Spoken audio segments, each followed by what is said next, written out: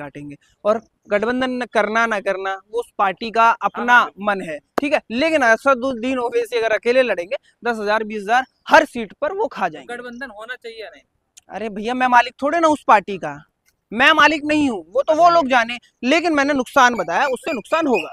नहीं, अगर हो जाता तो फायदा क्या हो? फायदा यही होगा, अगर जुड़ जाता है मामला तो शायद असदुद्दीन ओवैसी भी यहाँ पे आजम खां या फिर कोई जो बड़े बड़े मंत्री हैं उनका नेतृत्व करते दिखाई दे। अगर आप ये बोलो कि हाँ डिप्टी सीएम चाहिए, हमें ये चाहिए वो चाहिए, सम्मान जरूर मिलेगा, लेकिन वो चीज वो डिसाइड करेंगे, मैं उनका नेता नहीं हूँ।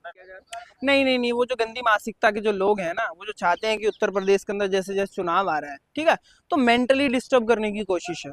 आपको मालूम है अगर किसी को सबसे ज्यादा परेशान करना है, टॉर्चर करना है, तो उसके परिवार पे अगर आप वार करोगे तो वो सबसे जल्दी ब्लैकमेल होगा। पुरानी मूवीज आपने देखी होंगी, जब कोई गुंडा किसी व्यक्ति को परेशान करता था और वह व्यक्ति नहीं मानता था तो वो उसके परिवार पर वार करता था, समझ रहे हैं ना आप। तो परिवार पे जब वार करता है तो इंसान किसी भी चीज को, अपने ऊपर हुई कोई भी हानि, कोई भी घात, उसको झेल लेगा, लेकिन अगर उसके परिवार के साथ कुछ होता है, खासकर महिलाओं के साथ कुछ होता है, पेरेंट्स के साथ कुछ होता है, तो वो उसको 4 गुना चोट ज्यादा देता है। तो ये चाहते हैं अखिलेश यादव को कमजोर करना, ये मानसिकता चाहती है अखिलेश यादव डाउन रहे, अखिलेश यादव डिस्टर्ब रहे। इस वजह से जो मुझे लगता है ये इस तरीके के नैरेटिव्स फैलाए जा रहे हैं। और अब तक तो पता लग जाना चाहिए था भैया कौन ये गंदी मानसिकता का आदमी है जो सपाई परिवार की बच्चियों को भी नहीं इस तरीके से छोड़ रहा है, यहाँ नैरेटिव बनाने की कोशिश कर रहा है। तो आपको नहीं लगता कि भयंकर योगी जी बोल तो देते हैं, इतनी देर में कार्रवाई होनी चाहिए थी, केंद्र में सरकार है, राज्य में सरकार है, तो इतना आपने ये तो बोल दिया कि अखिलेश जी आप भी देखते रहिए क्या है, आपने कहीं ना कहीं एक समुदाय को उसमें भी टॉर्चर कर दिया। तो ये राजनीति नहीं है, ये सॉफ्ट कॉर्नर नहीं दिखाना है। लेकिन सवाल मैंने सियासत को लेकर इसलिए पूछा और 27 को लेकर कि जो अखिलेश यादव या समाजवादी पार्टी जो अपने बेटी को इंसाफ नहीं दिला पा रहे हैं, वो क्या ही बीजेपी का मुकाबला करेंगे? इंसाफ क्या है इसमें? चाकू चलाना है, सोशल मीडिया की लड़ाई है, साइबर क्राइम में आपने इस चीज का दर्ज नहीं। मैं क्या कह रहा हूँ, साइबर क्राइम, यही तो योगी जी की दिक्कत है ना।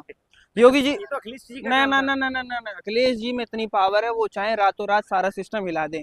आपको भी मालूम है बीजेपी से लड़ने के क्यों, उनके पास सांसद कितने हैं आपको मालूम नहीं है? आपको अरे आप भाजपा से ज्यादा उनके पास इस समय पे सांसद है। रही बात विधायकों की, मेरी बात सुनिए, क्यों नहीं लड़ पाएंगे?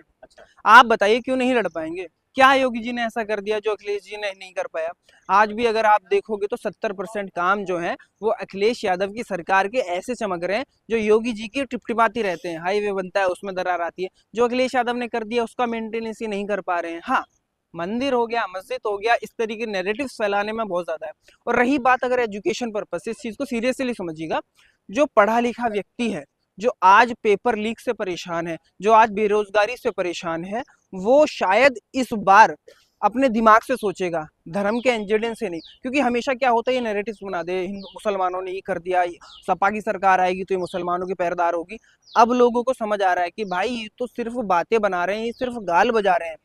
जिस तरीके से 2024 में उत्तर प्रदेश की जनता समझी है, और मुझे पूरी उम्मीद है उसी तरीके से 2027 के अंदर अखिलेश की सरकार को काफी पॉजिटिव रिस्पांस मिलने वाला है। बस आखिरी सवाल यही है कि आप कहें बीजेपी से लड़ने के लायक हैं, योगी जी से लड़ने के लायक है अखिलेश जी, तो उनको ओवैसी जी का सहारा क्यों लेना पड़ रहा है? गठबंधन की बातें हो रही है, कहाँ बातें हो रही है? उसका स्वागत करेंगे। फेक नैरेटिव है। देखिए मेरी बात सुनिए, जिस तरीके से सांसद बोल रहे हैं भाई, जिस तरीके से मैं बता रहा हूँ, एक बात मेरी बात सुनिए, जिस तरीके से भाजपा एक समुदाय को लेकर के चलती है, हिंदुत्व के मुद्दे पे चलती है, कहीं ना कहीं असदुद्दीन ओवैसी भी उसी एंगल पे चलते हैं, वो मुसलमानों को लेकर चलते हैं।